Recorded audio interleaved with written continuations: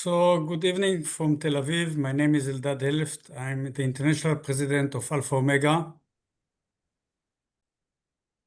On October 7th, our world turned upside down. We all wake up to a new reality, a painful, shocking, and hard to believe.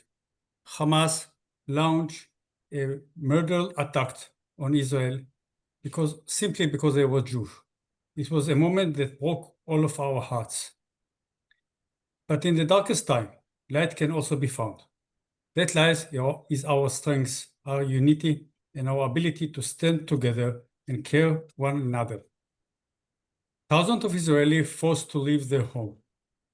Those difficult days, we in Alpha Omega knew we cannot sit aside. We acted quickly and with a full commitment. Together, we set up 2 mobile dental clinics for the evacuation to make sure that even in the middle of the pain and uncertainty, there was a moment, there was someone to help, to listen, and to give care. We also donated 2 ambulances to Magen David Adom to help save life in the field. This was not only a donation, it was a message. We are here, we are care, and we are take responsibility. Almost 2 years have passed since then, and sadly, the war is still going on. The price is heavy, and it's touched all of us. On the outside, life looks like it's going on. We go to work, we go to study, we go to concerts. But deep down, we all know life is not normal. Just a few days ago, I went with my wife Sharonit to a concert in the park. 30,000 people were waiting for the show to start. And then the announcement said, in case of fire rocket, please lay down on the grass, cover your head, and wait for 10 minutes. And I thought to myself, in what other place in the world do people live like that? And still, despite of all, we wake up every morning and keep moving forward. Among our colleagues and students, many try to live as everything is normal. But for many of them, it's not. They carry with them a painful experience and a deep scars. And this is exactly where Alpha Omega comes in. We are not only a professional organization. We are a family that never leaves anyone behind, a family that stands up when needed, that support, that gives strength, that is remind everyone you are not alone. Today, more than ever, our responsibility is to show that there is a hope, to show that the healing is not only in the teeth, it's also in the hearts, to help people return to life, to rebuild trust, and to believe again in the future. Our strength is being together. Each one of us brings something unique, knowledge, experience, care, humanity.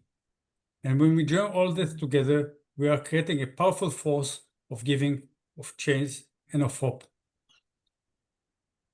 On behalf of Alpha Omega, I say to you all, we will continue to be there for those who need us. We'll continue to lift people up, we'll give comfort, and to give hope. Because this is who we are. This is what connects us. This is what makes us more than an organization. That's make us a true community. I want to have a moment of silence for the remember of the people that we lost since October the 7th.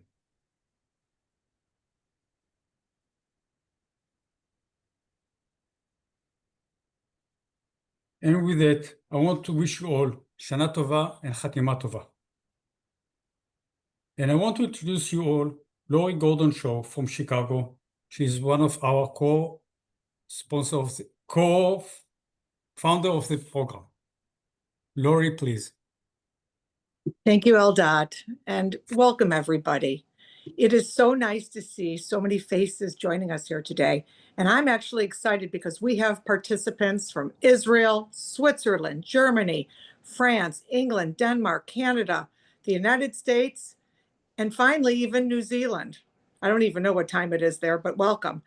Alpha Omega truly is an international dental society. I thank you all for taking time out on this Sunday to join us so you can learn about the Renewing Minds, Restoring Hope program. It's hard to believe that here we are, 721 days since October 7th, 2023, still hoping and praying for the release of our hostages from the tunnels in Gaza. It's also hard to believe that just a year ago, I heard our dear friend and colleague, Vladi Dvoris, talk about the courage, compassion, and strength he showed as he chose to be a first responder after October 7th. None of us could ever imagine what it was like for Vladi and so many others asked to identify Israeli bodies burnt beyond recognition by examining their teeth. None of us could even imagine that this is something that we would have been asked to do when we all went to dental school. Yet, Vladi and so many others did what needed to be done, and they paid the price. I also have heard the difficult stories of dental students and young dentists putting their lives and their practices on hold when they were called into the reserves to fight for and to protect the state of Israel. I've heard about the challenges they have faced since returning to their studies and practices, desperately trying to care for their patients' needs while they were suffering with their own health issues internally and externally. There are no words to describe the emotional toll October 7th and the 720 days since has taken on our dental community. The fact that our speaker today was just called back to the reserves this week speaks volumes to what the Israeli people are enduring on a daily basis. Luckily, he was able to film what he was going to say, and we will be able to hear his brilliant words from wherever he is. Anyway, I am hopeful because Alpha Omega International Dental Society and its incredible alliance of foundations rose to the occasion. We are all working together as one, as a team to help our colleagues in Israel. Today, we are proud to announce the launch of the Renewing Minds, Restoring Hope program. You will hear more details in a few minutes about how this project was created and what it will entail to ensure our colleagues receive the help they need to get back on their feet emotionally. It is quite a journey to heal, and it won't take place in a day. It will take time and money to strengthen our community in Israel until they are whole again. As we've seen time and time again, Israel doesn't give up in times of crises, and Alpha Omega never stops supporting her.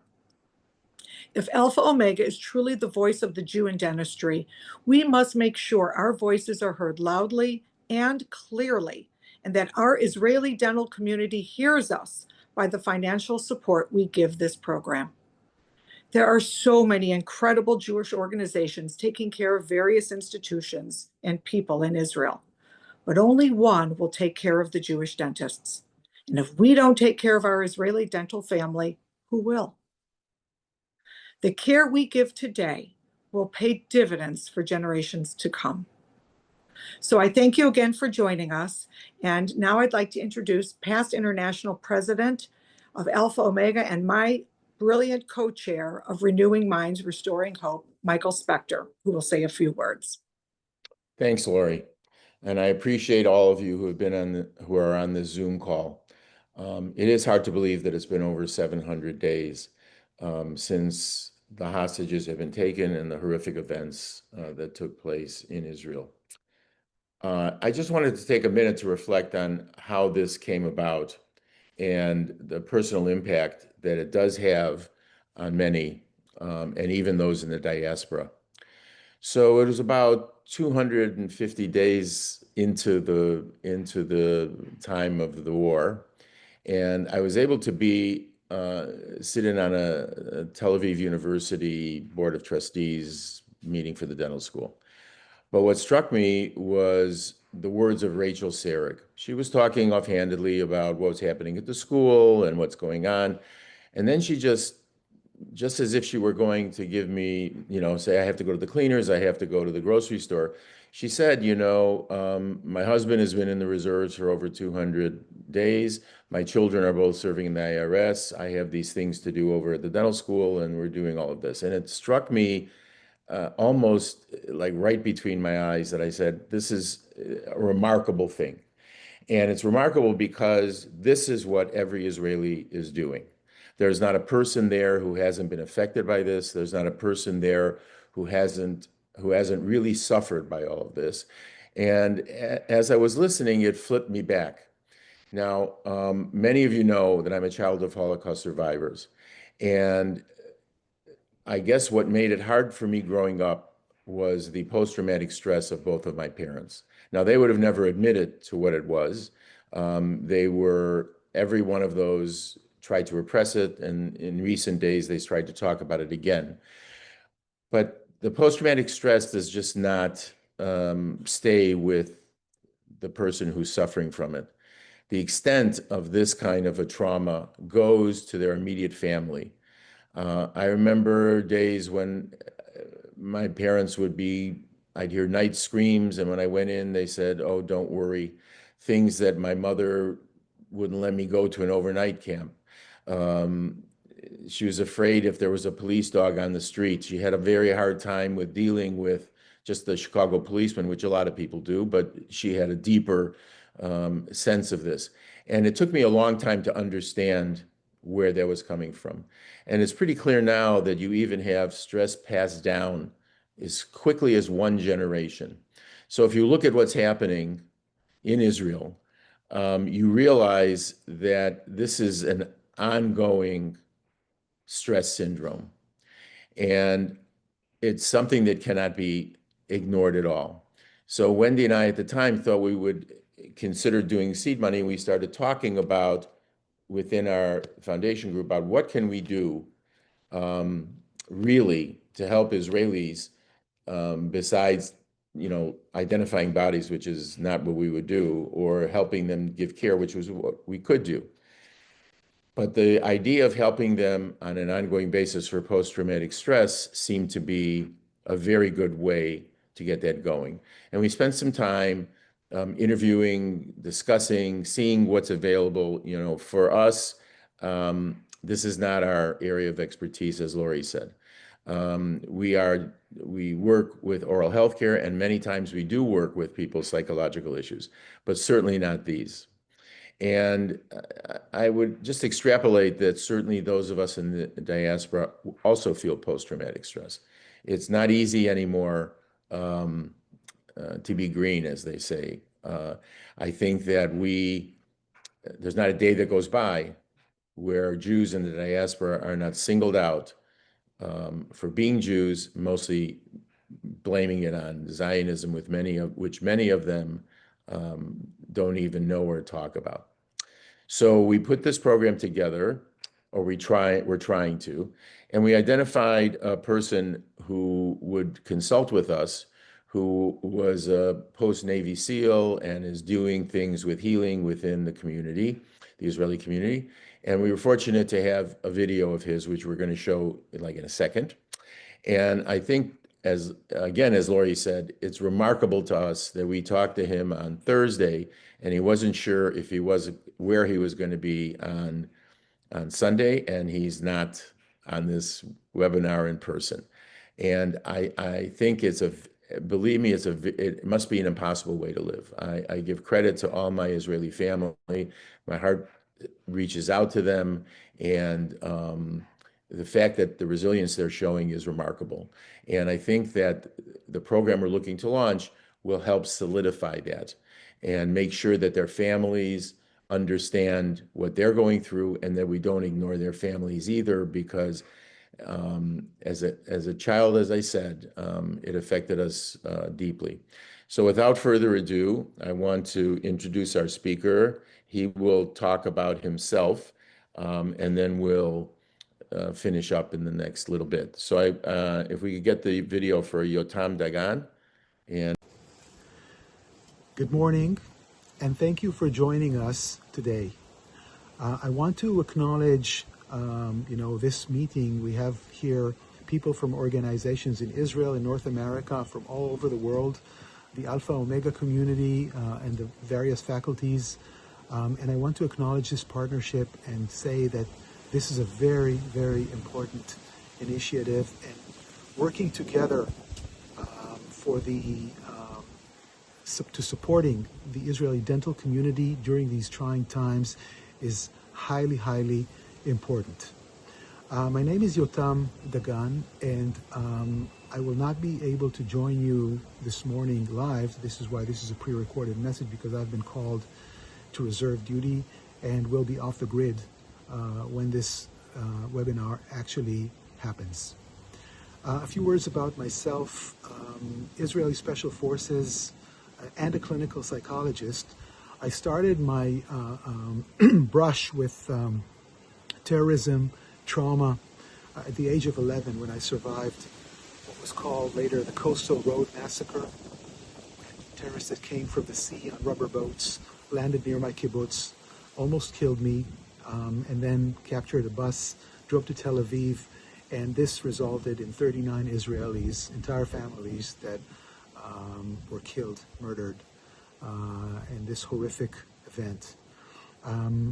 Years later, I joined the Israeli Navy SEALs, Charitable 13, and as a special operator and a team leader, I took my share in preventing such attacks from happening in the coming years. As an operational commanding officer, I was very successful, but we also had our bad moments of mission failure and loss. I lost soldiers, my team, others were wounded. And I remember myself, 25-year-old young man who I felt the pain of loss. And when I came to my commanding officers and I said, I need help, what I heard was, suck it up. That's what you've signed up for. I did not take that as an answer. And during the next years, I went to school, got my training as a clinical psychologist, and made the whole issue of trauma and resilience my core professional expertise. While caring for soldiers who maybe got out of the battlefield, but the battlefield never came out of them, I realized that they were suffering from post-traumatic stress disorder, but so was I. And my way of healing was to help them on their journey to feel better and to overcome what they have gone through. When I came back to the Shayetet, to the Navy SEALs in Israel, and I started working with the teams and with the operators on how to be more resilient and how to be better at what they do, I actually found out that the strongest people out there need to acknowledge that they are also being affected by stress, by loss, and by, everything that happens. And nobody is a Rambo. They're actually pretty sensitive people, but they hide themselves behind an emotional Kevlar vest that is invisible, but they keep their feelings to themselves, and that is not good. And so by changing the culture and enabling people, the strongest people out there, to talk about what they feel, and by introducing tools of resilience building, we actually managed to help them not only feel better, but do much better. And that was a very, very short road to professional and personal excellence within the Navy SEALs and later with first responders in Israel and then in the United States. I've developed a program called Operational Stress Management Resilience Training that is deployed in the United States with FEMA, Federal Emergency Management Agency. And the idea is we teach first responders, special operators, law enforcement, medical teams to better manage their professional stress, their personal stress. Because, if one doesn't manage stress, stress would manage them. They would make mistakes, people die. It is as simple as that. And so doing that, we actually not only help them feel better, but actually do better professionally and excel. Now, the core principles of implementing such a program is practical resilience building tools, integration into the daily work, study, and life as part of the cycle, And it starts from self-care. How do you eat well, sleep well, and then talk about what worries you, but also other tools from deep belly breathing to the use of imagination and mindfulness meditation and things like that, with the idea of weaving that into the operational cycle, and then creating a safe spaces for the dentists and the students of dentistry to share their burdens, to share what they're going through, so that they will not feel alone with their bad feelings and vulnerability. And by realizing that they're not the only people who are actually, dealing with those things and struggling, it lowers the stress and it helps them feel better. And so, the last 2 years in Israel have been so stressful. Not just a raging war and UAVs and ballistic missiles being fired almost on a daily basis from Yemen, from Iran, back in June and before that in April, but also I think most of our community serve on the reserves. Now, dentists have had a major role in identifying human remains in Shua, which is the place where the victims of October 7th have been brought in and then needed to be buried, but because they had to be identified before that. Many of the students who are not yet licensed as dentists serve on various roles, from infantry to the armored brigades to being medics or paramedics. And, it's not just going to war and then coming back. It's the transition that is so hard. It takes time to decompress, sometimes weeks, not being able to sleep, not being able to concentrate. And, a lot of the academic journey is being affected in ways that, for some of the students, it's very, very, very challenging. And so, by talking about this situation and thinking about it, we came up with the idea of creating a program, an operational stress management program that will be integrated into the curricula of both Tel Aviv and Hadassah departments of dentistry. We are going to not just teach and help the students acquire this toolbox of operational stress management, resilience training, but also create those safe spaces in which they can talk and share. And then by kind of lowering the stigma of mental health, of the need to talk about things, those who actually need to seek professional help will feel, we hope, we believe, will feel better, and it will be easier for them to ask for help, professional help, and get it. And so with that, we're going to build this program. We're going to execute it with the departments. We're going to promote professional and personal excellence in the face of the ongoing pressure from the situation. Feel better, do better. And again, better manage stress so that stress would not manage our professionals.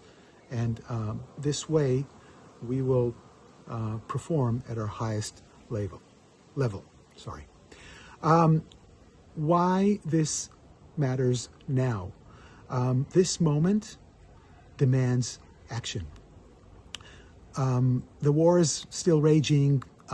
We have anti-Semitism around the world, and it creates ongoing trauma, and not just post-trauma, but ongoing trauma. The resilience training will keep our students in the game and will help them excel, and we will ensure the continuity of education, service, and personal well-being. And again, it's a cycle that feel better, do better. Okay, this is a partnership between faculties, communities, and organizations across Israel and the rest of the world. It's about building bridges, strengthening resilience, and sustaining excellence. I would like to invite everyone, join us in making this vision a reality so that our students, professionals, and communities can thrive, even in the most challenging of times. Thank you very much. Shana Tova, Gmar Chatima Tova, and stay safe, everyone.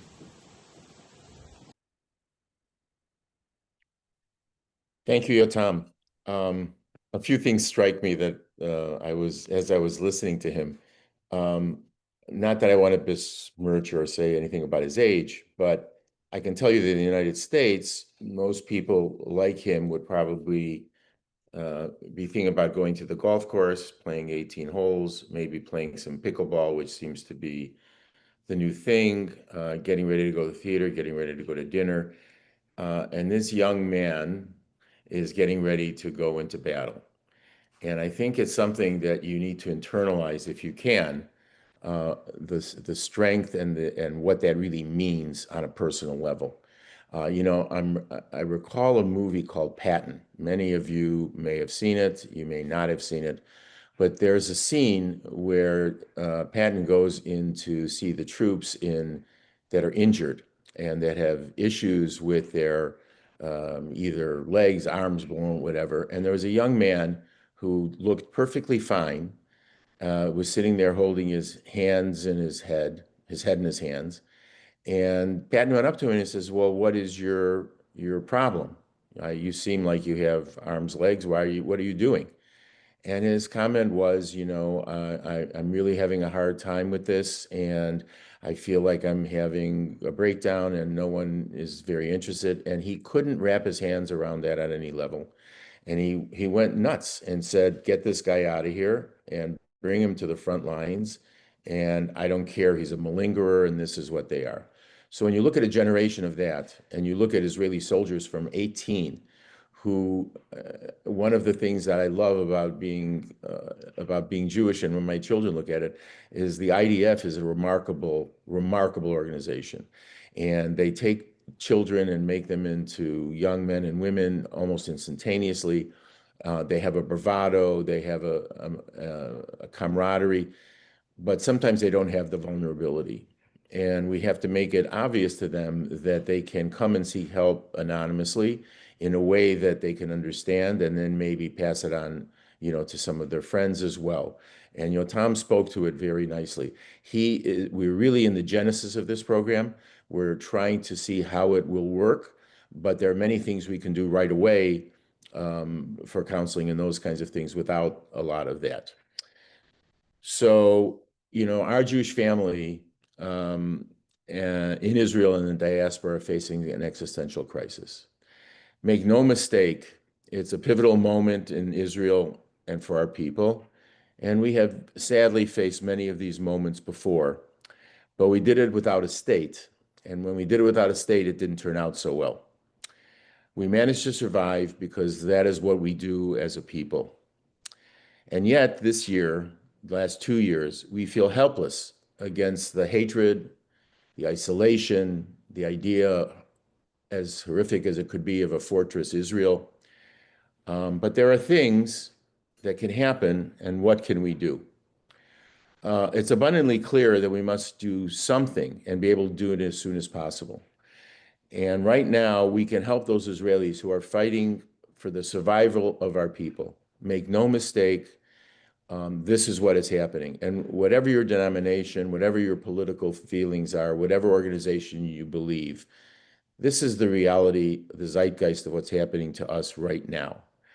And with this program, we can help those in our own profession without judgment, without casting any kinds of ideas, but with understanding, with love, how we can help them move forward. And believe me, their families, their local community, and in Israel, the communities are so tight. We'll be so happy that these members who are struggling from this stress will be able to start renewing their minds. God willing, the war in Gaza will end soon, and the hostages will be released to their bereaved families. That whole business has been lost, but we pray for them every day, and we pray for their safe return. And then we know that Hamas cannot last in Gaza, and so here we are, caught between a rock and a hard place. Until that time, we have the opportunity to provide critical psychological care to those dentists in need, to deal with the stress, to where they are and provide healing, and the ongoing program that Israelis will need to see even the day after and the day after that. The Talmud states, Kol Yisrael arevim zeh bezeh. The Jewish people are responsible for each other's well-being. It is time for us who live in comfort thousands of miles away to step up. And we cannot turn away. When Abraham heard from God, Abraham, his first words were, Hineni, I am here, and we are here. And there is no reason to think that it's ever going to change or there will be a better time or a different time. This is our time, and we have to step up. Many cliches that you hear about what will your children think when they look back and see, what did you do? The reality is it happens. And when you look at some of our friends who look at that greatest generation and are so proud of what their parents sacrificed and gave so we may live the way we live, I don't want my children to look back and say, hey, Dad, what did you do? So I think we're looking now, and Lori will talk about the mechanisms of this, in a minute. But in our family, we always had sayings of Hillel, which really speak to everything that we are doing. So what they do in Israel is really, if we are not for ourselves, who will be for us? And if I'm only for myself, who will I be? And what's remarkable too is that the Israelis are still helping their enemies with humanitarian aid, with sending people to the United States, believe it or not, to help us with our issues in Michigas of post-traumatic stress. And they understand that. But the last one is the one that's important. If not now, when? So I hope that you will understand the need and open up. I know you already have your hearts open, but I think it's time to open your wallets. And so we're hoping that we can get this going, and you will learn more about it as we move along. We have links in the chat where you'll hear more about the program and how to donate, and including a QR code. So we're going to be closing pretty soon, and I want to thank all of you for coming. It's appropriate that between Rosh Hashanah and Yom Kippur, the days of awe, that we reflect on who we are as a people and what we need to do as a people. And I know that the Alpha Omegans, for what they've done in the past, will continue to do what needs to be done. And I am proud, after all these years, to still be a member of this wonderful dental organization. So thank you for your attention. Gamar Tov, and I turn it over to Lori, who should really be the bookend of this because she is. Thank you. Thank you, Michael. That was really inspiring. We always say it takes a village to raise a child, and it takes a village to develop a project like this. So thank you, Michael, for truly jumpstarting this initiative and being such an inspiration to so many of us for so many years. And a big thank you to Vladi, who a year ago shared his courageous story with us, which inspired this entire program. And thank you to the brave, wonderful Yotam Dagan for developing the protocol that I know is going to have a positive impact on so many lives. Thanks to our incredible Alpha Omega International President Eldad. You spoke beautifully. Your tireless leadership during this most difficult time is really inspiring. And finally, to Mayan Galil and Laura Colton for their endless dedication to this project and to Alpha Omega. And finally, I thank all of you. As Michael said, this is our time. This is our time to step up, to act, to take care of our Jewish dentists. There aren't going to be too many other people who will, so it's really up to us. This past Shabbat, the Shabbat between Rosh Hashanah and Yom Kippur, is Shabbat Shuvah, the Shabbat of return. And it's special because it allows us the opportunity to reflect and consider ways for renewal, new commitments, and hope. And my hope for this new year is that we all renew our commitment to Alpha Omega and work together to bring compassion and healing to our Israeli colleagues who really, truly are in need. Let's kick off this program and make it successful. With your help, I know we can. Please remember that in your chat, there's the link for the donation page and the QR code as well. So don't leave today without making a donation. And this concludes today's webinar. I wish you all a new year that brings good health, peace, and the return of all the hostages. Lehitraot.